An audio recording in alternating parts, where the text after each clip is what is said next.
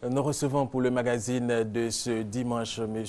Kourouma Amara. Il est chef du service autonome du guichet unique du tourisme. Avec lui, nous allons parler de tourisme globalement, mais plus particulièrement de restauration. La restauration, un pont très important dans le secteur du tourisme. M. Kourouma, merci d'avoir accepté notre invitation, l'invitation de la rédaction de RTI 1. Alors tout de suite, M. Kourouma, dites-nous comment se porte le tourisme en Côte d'Ivoire après la crise post-électorale, tourisme interne et externe, s'entend. Merci bien, M. Alvarasa. Aujourd'hui, le tourisme à travers le monde vient de franchir il y a une semaine le milliard de tourisme qui donne environ 980 milliards de dollars US. En Côte d'Ivoire, après une chute drastique de touristes, des visiteurs étrangers. Nous sommes aujourd'hui à 276 000 touristes qui correspondent autour de 60 milliards qui sont apportés, c'est-à-dire autour de 0,5% au niveau du PIB. Et le tourisme ivoirien est en train de, parce qu'il y a 11 000 touristes de plus que ce qu'on avait observé en 2010, où le chiffre était autour de 260 000 touristes. Donc aujourd'hui, nous pouvons dire que le tourisme est, à travers le monde, la meilleure des industries, la plus grande des industries. Il faudrait qu'en Côte d'Ivoire aussi, cela puisse se ressentir exactement sur le PIB, sur le développement au niveau du tourisme ivoirien. Alors très bien, est-ce qu'au niveau pour l'année 2012, est-ce que les Ivoiriens se sont beaucoup déplacés en interne? Est-ce qu'il y a eu beaucoup de visiteurs en Côte d'Ivoire? En 2012, nous n'avons pas encore les chiffres de 2012, mais j'avais les chiffres de 2011 où je disais qu'il y a 276 000 touristes étrangers qui sont déplacés pour venir en Côte d'Ivoire. Au niveau du tourisme intérieur, il y a beaucoup de mouvements qui se passent, surtout au niveau des fêtes religieuses. Vous allez pouvoir constater que le Mawlud, par exemple, est une grande période de déplacement. Les fêtes chrétiennes ici sont de grandes périodes de déplacement. La Saint-Sylvestre, surtout, qui approche, vous allez voir que Abidjan est totalement bondé. Ça, c'est le tourisme aussi sur le plan intérieur. Et ça se passe relativement bien. L'intérêt du pays est aussi inondé. Alors ce tourisme, il faut le dire, est accompagné par la restauration, une filière très importante du tourisme. Ah oui, la restauration. La restauration, c'est vraiment l'une des clés de voûte du tourisme, parce que lorsque vous recevez des étrangers, la première des choses, c'est de leur donner à manger et bien manger. Et c'est ça qui est l'un des points très importants en Côte d'Ivoire. Quand le touriste rentre chez lui, qu'il vienne de Korogo pour venir à Abidjan découvrir d'autres mets que ce qu'il a à Korogo, il est ravi de pouvoir retourner chez lui en de très bonne santé, dans de très bonnes conditions. Cela est pareil aussi pour les touristes sur le plan extérieur. Parce que la Côte d'Ivoire se vendra si nous avons une bonne restauration. La Côte d'Ivoire se vendra aussi si nous avons de très beaux réceptifs hôteliers, certes, mais la restauration est très importante dans le maillon de développement du tourisme en Côte d'Ivoire. Alors très bien, les opérateurs des restaurants et maquis de Côte d'Ivoire vont se conformer désormais aux lois en vigueur pour la gestion de leurs activités. Le programme de formalisation est initié par l'autorité de régulation de la restauration et des métiers de l'alimentation. Nous allons suivre ce reportage de Doigt des Lasers. Opération de sensibilisation des restaurateurs à la formalisation et à l'hygiène publique en Côte d'Ivoire. Plus de 1000 jeunes formés par l'autorité de régulation de la restauration et des métiers de l'alimentation, ARMA, vont investir les 10 communes d'Abidjan. Ils ont pour mission de sensibiliser les tenanciers de maquis et restaurants à s'inscrire dans la dynamique de la qualité de l'alimentation aux normes recommandées par Côte d'Ivoire Tourisme. Le projet de formalisation des opérateurs de restauration en Côte d'Ivoire est initié par l'autorité de régulation de la restauration et des métiers de l'alimentation, ARMA. Il vise à garantir la sécurité alimentaire des populations et également faire de la Côte d'Ivoire la vitrine de la gastronomie sous-régionale. Monsieur Kourouma, quel est l'état des lieux au niveau de cette réglementation? Aujourd'hui, la réglementation en vigueur en Côte d'Ivoire n'est pas bien respectée au niveau des restaurants surtout. Si dans les autres secteurs du tourisme, cette réglementation tend à être respectée, par exemple les agences de voyage, l'hôtellerie, nous avons là vraiment des chiffres qui sont assez énormes. Nous avons constaté par exemple que pour l'année 2011, il y a eu 48 milliards d'investissements au niveau intérieur sur le plan de l'hôtellerie et des agences de voyage.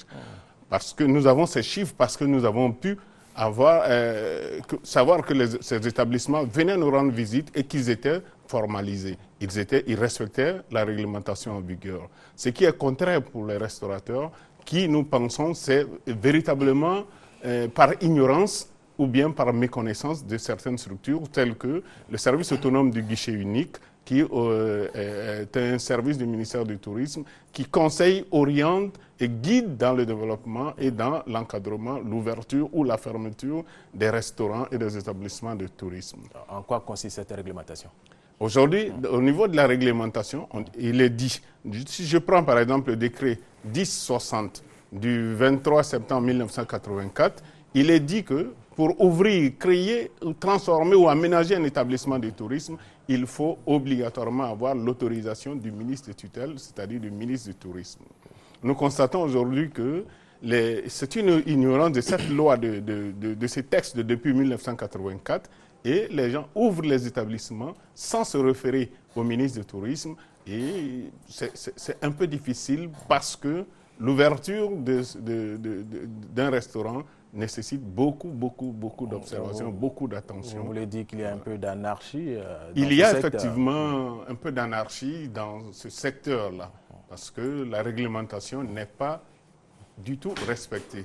Les chiffres sont très parlants. Il y a pratiquement 4% des établissements aujourd'hui au niveau de la restauration qui sont en conformité avec la réglementation. Comment se délivre la licence? Voilà. Au niveau du tourisme, il y a deux entités. Il y a la licence d'exploitation pour les hôtels, les agences de voyage. Au niveau de la restauration, il s'agit d'une autorisation d'exploitation. Et il y a un certain nombre de pièces à fournir que les opérateurs viennent chercher au ministère du Tourisme.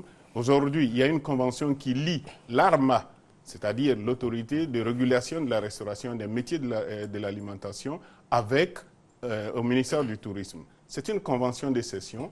Dans le cadre du partenariat privé-public, le ministère a concédé une partie de son autorité à l'ARMA afin qu'elle puisse aider les opérateurs. Bon. Il faut donc fournir un certain nombre de pièces telles que le certificat de nationalité, le casier judiciaire, la photocopie de la carte d'identité, la situation géographique et puis d'autres documents, par exemple, sur l'étude de faisabilité, ou même lorsque les établissements sont déjà rouverts, on leur demande une étude de viabilité. Parce que l'État doit se soucier de l'emploi produit et de l'emploi fourni. Il ne faudrait pas que, sur le coup, on ouvre un établissement aujourd'hui, on embauche une dizaine de personnes, et puis le lendemain, on nous dise qu'il a fermé parce que... Alors, très bien. Monsieur Kourouma, vous disiez tout à l'heure que les hôtels, les agences de voyage respectent cette réglementation, mais ce n'est pas le cas des restaurants. Qu'est-ce que vous faites? Vous les sensibilisez? Est-ce que ça a commencé la sensibilisation au moins pour leur demander de respecter cette réglementation?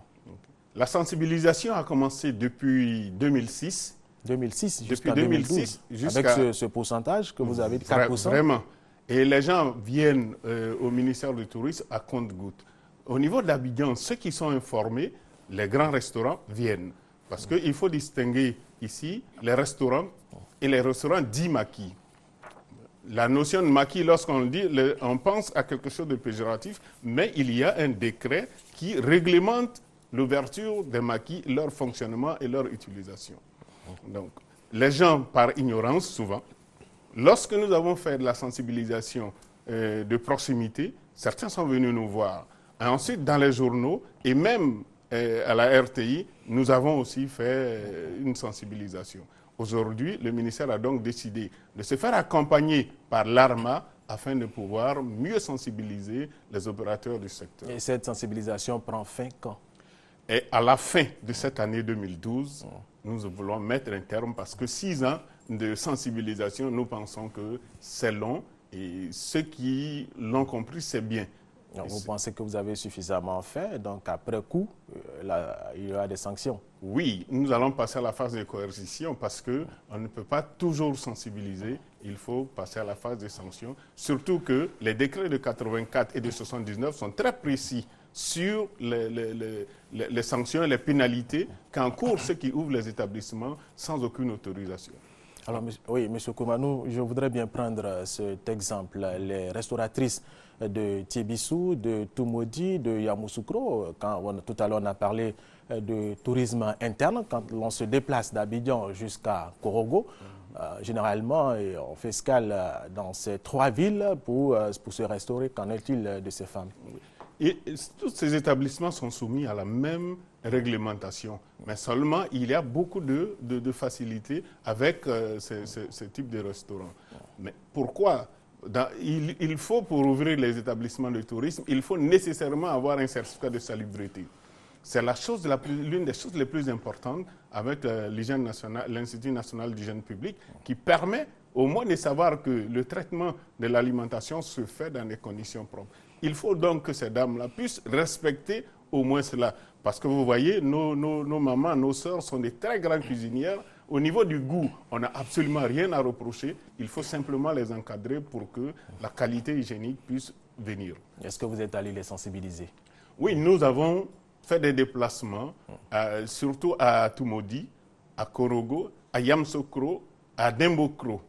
Et nos directions régionales sur place là-bas font beaucoup aussi au niveau de la sensibilisation afin que cela se passe. Côte d'Ivoire Tourisme, qui aujourd'hui est un gros maillon du développement du tourisme, a fait beaucoup de choses. Nous venons justement de sortir du grand buffet d'Abidjan où les restaurants, les maquis ont rivalisé d'ardeur pour présenter des mets bien et avec des conditions d'hygiène vraiment très acceptables. Alors, le ministère du Tourisme veut réorganiser le secteur de la restauration. Dites-nous, M. Kourouma, est-ce que c'est un métier porteur? Ah oui, le secteur de la restauration est un véritable métier porteur et pour l'opérateur et en même temps pour les jeunes en quête d'emploi. Parce qu'il faut savoir que le tourisme, de manière générale, est un très gros pourvoyeur d'emplois à travers le monde et aussi en Côte d'Ivoire. Et là, aucun restaurateur aujourd'hui ne vous dira que ça ne marche pas. Surtout avec les fêtes qui approchent là, et la restauration porte. Mais il faut vraiment que les conditions d'hygiène suivent.